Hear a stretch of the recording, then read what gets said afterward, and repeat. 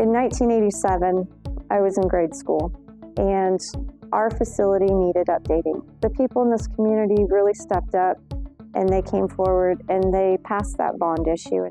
And they built us a very nice facility, but unfortunately, that's been nearly 40 years ago since then. We were tasked in this committee to look not just at our kids' generation, but in the following generations, and to be able to provide for them like those people did for my generation.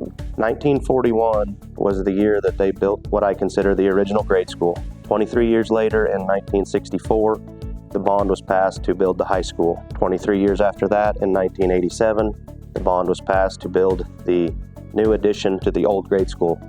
And we are now 38 years past 1987, when no major changes of any kind have taken place at this district, which to me means it is just time. So yes, this project is big, but I'm looking at it saying that we have combined two bond issues into one, and it gets us back on track.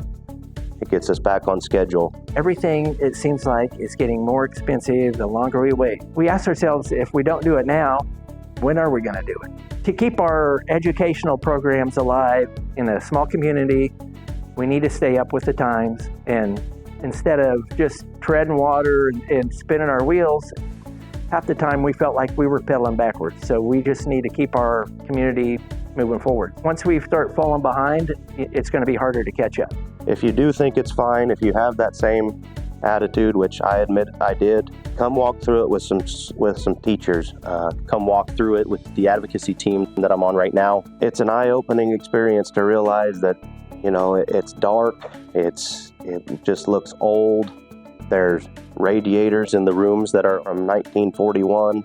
It's time to update. It's time to modernize. When you look at it from a contractor perspective, from a teacher's perspective, it just changes your opinion of what a facility should be and what it should look like. And we're not there, and it's time to get there.